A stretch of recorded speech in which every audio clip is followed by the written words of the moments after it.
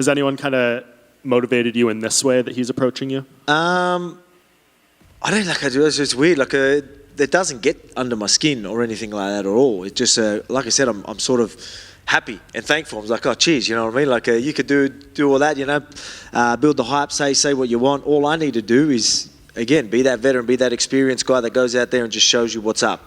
And then that's just the perfect ending to that story, you know what I mean? And he's doing a great job. So I'm like, cheers, bro. Like, you know what I mean? I enjoy it. I really do.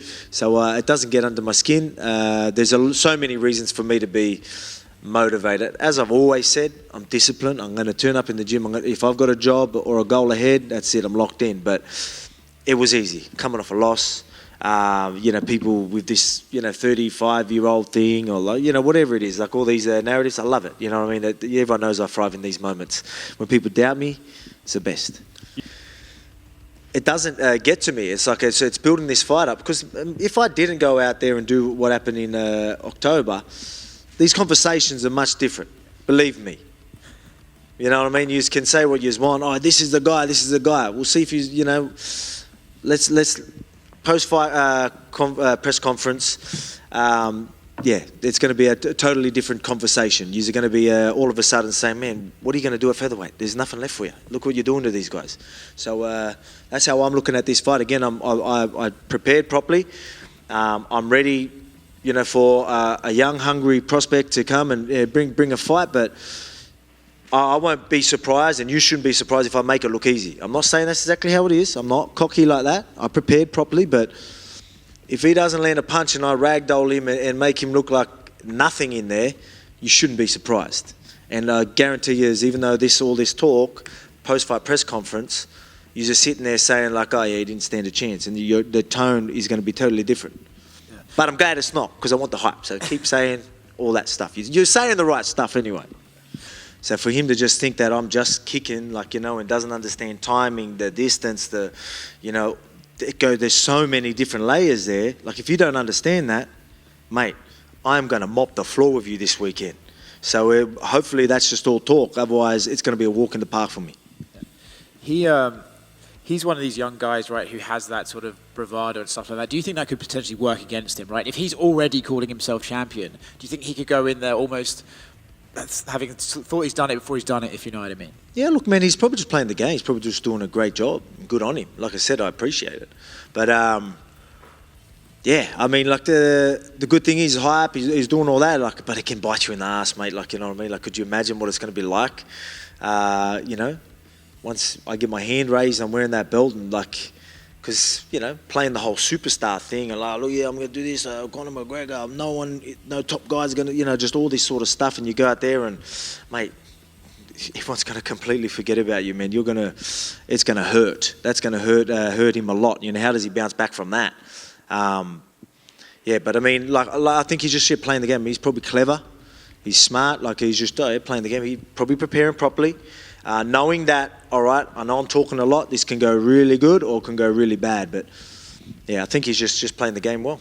So where do you rank Ilia Topuria amongst all of the guys you've faced out with? So other than that, what should I be with? Like, at least with, you know, when you were saying this with Yair Rodriguez, you were saying the kicks, the diversity in the kicks, you know, the unorthodox style, like all these weapons. You could literally point out all these danger factors because he's shown you that.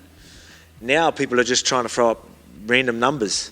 So like, I don't know. You know what I mean? Like, it's just funny. It's like people are going to be like, oh, I need to look at, oh, he's undefeated.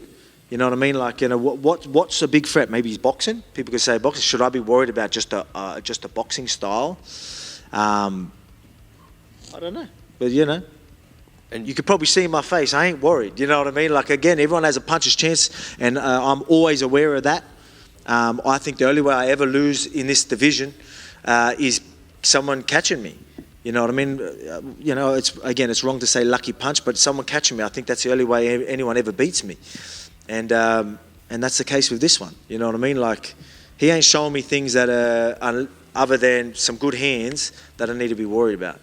You know what I mean? But obviously you worry about it because, again, you've got the puncher's chance. But for me, you know, like I said, like, you know, pretty much every single time we fight, I make this look easy. For sure. And so you think so for the people that are counting you out, it's maybe because of the way the last Islam fight went, rather than purely based on Ilia's skill. Well, that's what I mean. Everyone's, you know, people keep saying like, oh, this is the guy, but then they keep the facts that they're going off is me coming off a loss. Oh, this guy's undefeated, and they're doing this. Not, you know, maybe some people might touch on the boxing, but, you know, if you think just a boxing style is going to be a big threat to me, then maybe we don't know enough. Look, he's got some good counters. He's very well based. He's powerful. I mean, the power is definitely a danger factor there. But, I mean, you need to land these shots.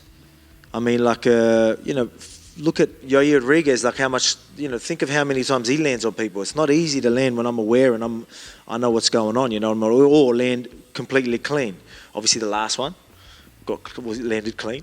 But it's just, yeah, like I said, I'm not saying he's not skillful, but he hasn't proved nothing yet. He's going to have to try and prove something for people to really believe this hype is real. But I mean, that hype is there. Build up the fight. I'm glad.